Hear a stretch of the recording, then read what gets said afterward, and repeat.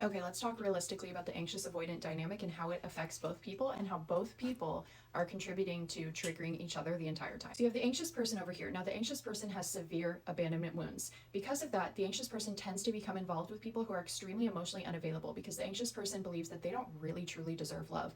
But that's not on a conscious level. It's kind of a subconscious thing. So they tend to end up in relationships with people that they view as like super independent, mysterious, aloof. And they get addicted to that type of relationship because there's a lot of push and pull and there's a lot of dopamine seeking and trying to seek approval, which the anxious person would be used to because they are hypervigilant and that was what they were familiar with in childhood.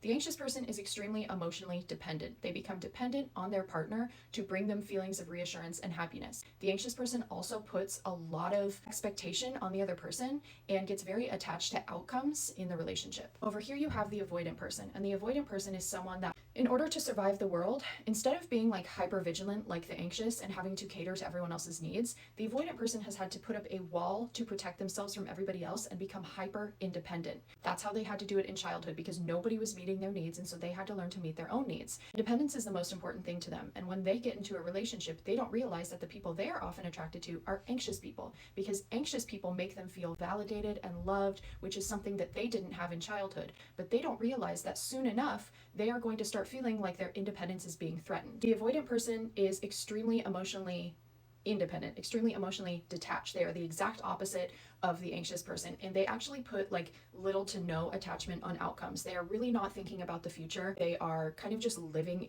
from moment to moment. The only thing that these two people have in common is that they both become addicted to love bombing and honeymoon phases, because a love bombing honeymoon phase is an idealization phase. It is the two people putting each other on a pedestal and thinking that each other is perfect for a period of time. During this period of time, both people's motivations align because the avoidant is coming over and getting all this attention from the anxious person, and they're thinking, oh my god, that feels so good, I love that. And they're thinking that the anxious person is essentially perfect, that there's no conflict, there's no issues, and so yay, I'm going to spend all my time with this anxious person, it's going to be amazing. The anxious person is thinking the same thing. They're looking at the avoidant is giving them all this attention, and they're thinking, oh my god, this is all the reassurance I ever wanted and needed, we are going to have this perfect, amazing relationship together. Here's where things start to go wrong. Unfortunately, people can't live their lives forever in a honeymoon stage because it's only natural that you are going to reach a new level of the relationship. And that level of the relationship is when the two people come down from the pedestals and actually start having realistic human needs. What tends to happen is that both people have fallen in love with an unrealistic version of each other. They've fallen in love with this display that the other person has been putting on during the love bombing phase, but that is impossible to sustain for the entire relationship. So things are going to start going wrong. Anxious person over here is going to want the avoidant to stay the same way that they were in the love bombing phase forever.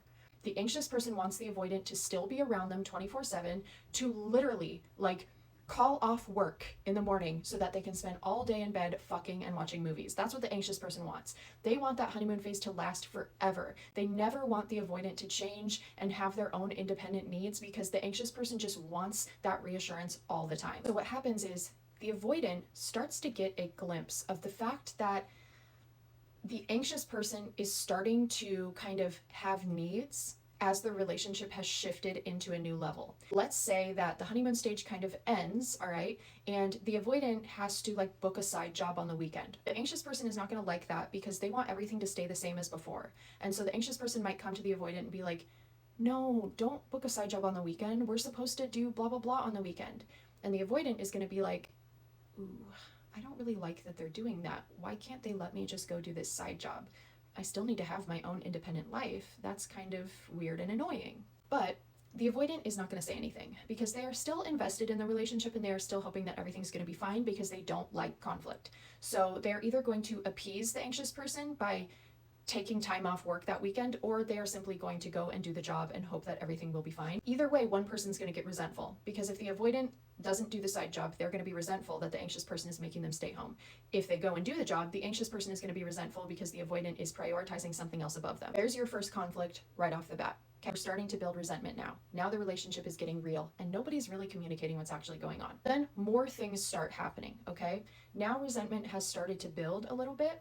And so let's say like a couple months later, the anxious person has noticed that the avoidant person has been like really busy with some outside hobbies because avoidant people really like to keep themselves busy. The anxious person comes to them and says, I've noticed that you haven't been very consistent with the time that we spend together, and I'd really like it if, you could spend more time with me during the week, because I feel like you're kind of prioritizing your friends and your hobbies. And then the avoidant hears that and they think, ugh, I'm already not being a good partner. I'm already not meeting their needs. Like, this is not as perfect as I thought it would be.